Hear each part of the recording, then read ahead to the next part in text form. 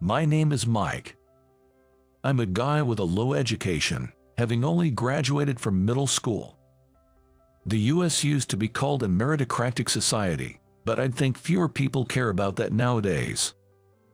Nevertheless, there's someone who's been ridiculing me every day recently. That's my direct supervisor, Rachel Smith. Hey, dropout. Why are you dragging your feet with your work? Hurry it up. Yes, sorry. When she's in a bad mood, she gets rough with people like this. Moreover, she calls me dropout as a nickname. I feel humiliated, but what she's saying is true, so I'm in no position to argue back, which is frustrating. Then, one day, I went out for drinks with a colleague from work. Everyone, not just me, is fed up with our female boss's haughty attitude. Man, she's so annoying. I'd really like to get back at her. One of my colleagues even said something dangerous like that. Rachel is turning 50 this year, and I wonder if she's getting irritable because she's reaching menopause. If she'd just keep quiet, she'd actually be pretty. Well, she is an older lady though. My colleagues laughed loudly. My colleagues seem to get more vulgar as they drink more, and the candid chalk really got the place going. Indeed, Rachel is a beautiful woman with a good figure and a pretty face. She must used to be quite popular when she was younger. In fact, she married in her 20s and has one child. Well, I admit she's beautiful, but she has a difficult personality, I guess. I can imagine living with someone like that. If it's like the company atmosphere at home, she'd definitely be divorced by now. But Mike, you always get chewed out by Rachel. She mocks you with dropout. It must really get to you, right? Well, yeah, but I'm used to it. I've been told enough times that dropout is a degree for those who lack motivation. To relieve my stress, I just kept drinking. All right, let's hit the next spot. My colleagues were red in the face, putting their arms around each other and making a racket. We had a surprisingly good time, so we decided to go to a nearby bar. But at this point, they were pretty drunk and I couldn't help but wryly smile at the thought of whether they'd be okay. Excuse me, check, please. One of my colleagues took care of the bill, so I gave my bill to him and went outside for some fresh air. The cool night air felt good against my flushed skin. Maybe I'll go somewhere cooler. That's what I was thinking when I walked a little away from the bar. And then, bam! I ran into Rachel, the one who ridicules me every day. I was taken aback.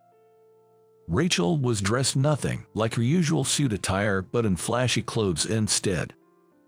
Her hair was wavy, possibly styled with a curling iron. She was wearing a miniskirt, and her makeup was on point. You wouldn't believe she's a 50-year-old married woman. She had transformed into a stunningly seductive lady. And she was walking with a considerably younger man. Is that her husband? No, but he seems too young. We made eye contact, and seeing Rachel's surprised look, I quickly averted my eyes, thinking I'm in trouble. This area is not only a busy district, but also close to a hotel district. Could it be? While thinking that, I glanced at Rachel again. She had indeed gone towards the hotel district. No way, I've just witnessed an affair. Then, finally, my colleagues came out of the bar. Hey, what's up? Did you run into someone you know? I was taken aback by my colleagues' perceptiveness, despite being drunk. No, it's nothing. Sorry, I think I've had too much to drink. I'm gonna head home. With that, I excused them from the second round and went home with a heavy heart. The next day, while working, I couldn't help but sneak peeks at Rachel. Despite usually detesting even making eye contact with her, I inevitably found myself curious after seeing her last night. Rachel seemed as snappy as usual, but she appeared somewhat subdued today. Perhaps she was feeling particularly vulnerable about being seen by me last night, occasionally sending glances to me. Finally, Rachel gestured for me, Mike. I need to talk to you. Do you have a moment to you do, right? There was a definite urgency in her voice. I stuttered, yes, and followed her. The reason she called me out was, as expected, about last night. Were you out drinking with colleagues yesterday? She asked with a bit of hesitation. I nodded briefly, and after biting her lip slightly, did you tell anyone about what happened, that you saw me? Rachel cautiously looked up and asked. No, I haven't said anything. I went straight home after that, and I don't think anyone else saw you. Rachel seemed to exhale in relief. I see. Thank you for keeping it to yourself. You caught me at a pretty embarrassing moment. I carefully said, making sure not to be overheard. Well, it may be presumptuous of me as a single guy to say this, but I think cheating isn't right. Rachel, perhaps louder than intended in the hallway, exclaimed, What?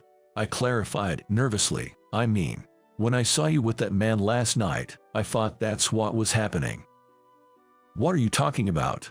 I was walking alone at that time. Really? I searched my hazy memory of the previous night. Wait. Now that I thought about it, the young man next to Rachel. It seemed like they were just walking in the same direction, not interacting closely. I finally realized my misunderstanding. Seriously, I was nearly the cause of spreading a nasty rumor. I'm so sorry. Well, it's okay, but me, having an affair, honestly, with how I'm feeling lately, it's scary to think I might actually do something reckless.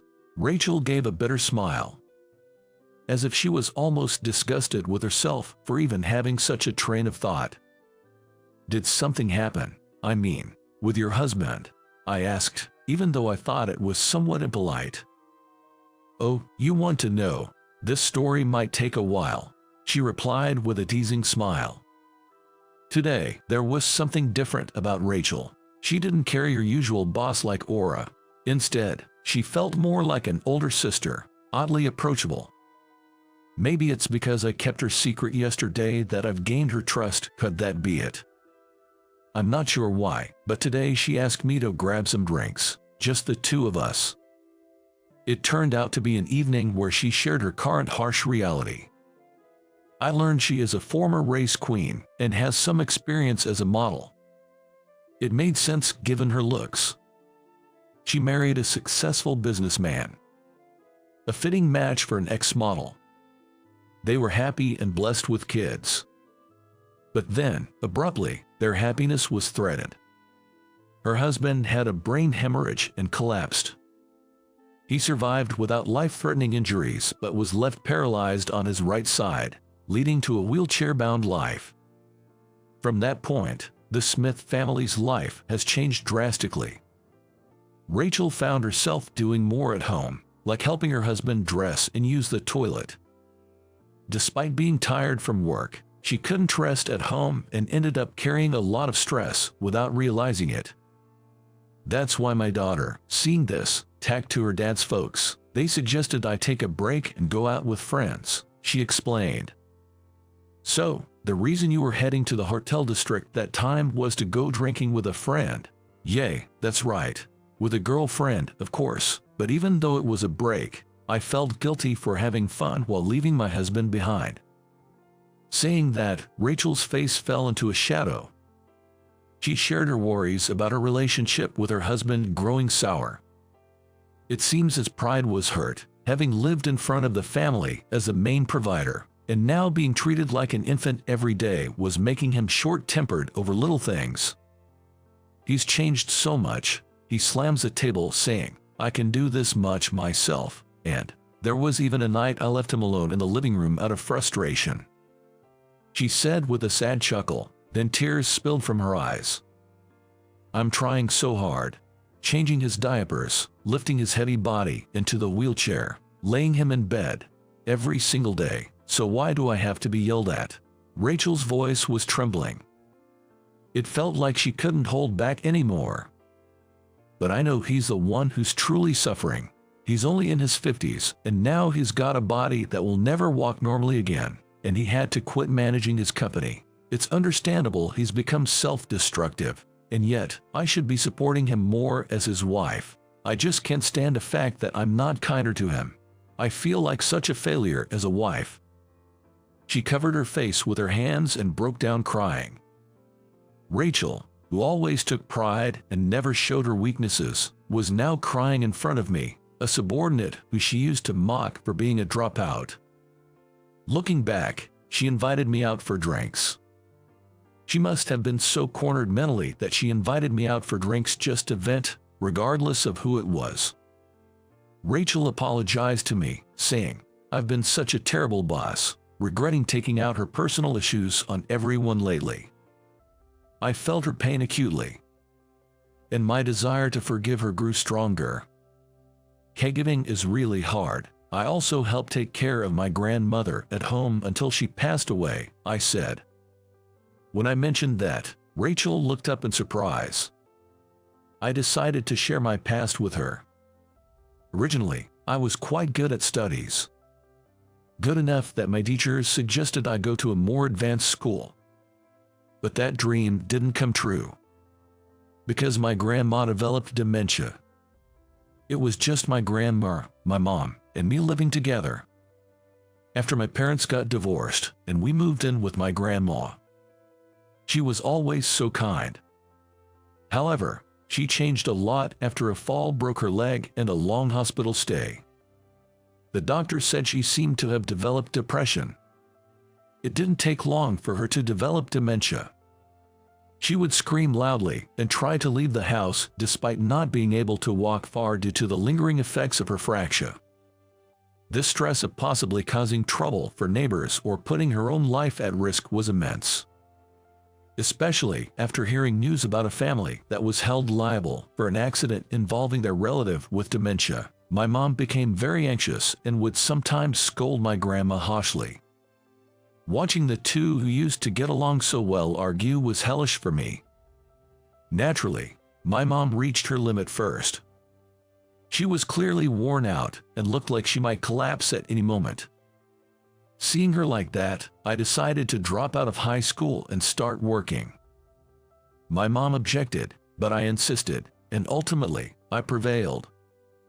After that, my mom and I took turns taking care of my grandma while contributing to the household expenses. Thankfully, my mom's health improved, and my grandma passed away peacefully a few years ago. Now, we live a peaceful life. I didn't realize you've been through so much. You gave up your education for your family. What an incredible person. And to think I belittled you for being a dropout. I'm really sorry. Hearing this, Rachel apologized to me again. It turns out Rachel is a high school graduate herself. She aimed for the entertainment industry when she was younger but gave up halfway, always feeling inferior about her education. So I was the one person she felt she could look down on to boost her own self-esteem, and she regretted that. I'm truly a lousy boss. Recently, my daughter has been saying she'll help with her husband's care. She's still a college student and should be studying, working part-time, and enjoying her youth, but I can't help feeling sorry. Rachel said with a downcast look. I suggested home care services and paid nursing homes to her. She seemed hesitant, understandably so. I understand the reluctance to place a long-time husband into a shared living facility with strangers. I get the hesitance. It's the internal conflict about whether it's okay to abandon family so easily. So, I gave some heartfelt advice. Actually, my grandma was in a nursing home just before she passed. At first, my mom and I were hesitating about entrusting her care to others, too. The guilt of neglecting a loved one's care. But it's true that it also eased our minds. I wondered if feeling relieved meant I didn't love her. But then I remember what a caregiver told me. Maintaining a certain distance is important. Being with even the most beloved person can be tough. So, using care services isn't bad at all. Please, don't bear this alone, Rachel, and ask for help. After my long spiel, Rachel's tears started to flow again. Thanks for sharing. I'm glad I could talk to you, Mike, she said, thanking me over and over. Afterward, my boss returned to her usual self, and she started to smile more gently. It seems that using home visit services significantly reduced her stress, and her relationship with her husband improved. Her husband, being a successful businessman, had savings, so financially, it was easy to afford care services. Some people can't use care services even if they want to because they don't have the money. Rachel is very lucky in that sense. Thanks to you, Mike, my daughter is also enjoying her college life. You really saved our family. You are truly the Smith family's savior. That's an exaggeration, but I'm glad I could help a bit. As I said that, Rachel looked intently at my face. By the way, you're single, right, Mike? Seeing anyone? What? Yes, I'm single now though. Then Rachel clapped her hands. That's perfect. When I told my daughter about how caring you were with the elderly care stuff, she got interested in you. If you don't have a girlfriend, maybe I should introduce you to her, she said, showing me a photo of her college-age daughter, making me all awkward. Oh boy. The daughter of my boss. That's intimidating. But she's quite pretty. I crossed my arms, wondering what to do, conflicted.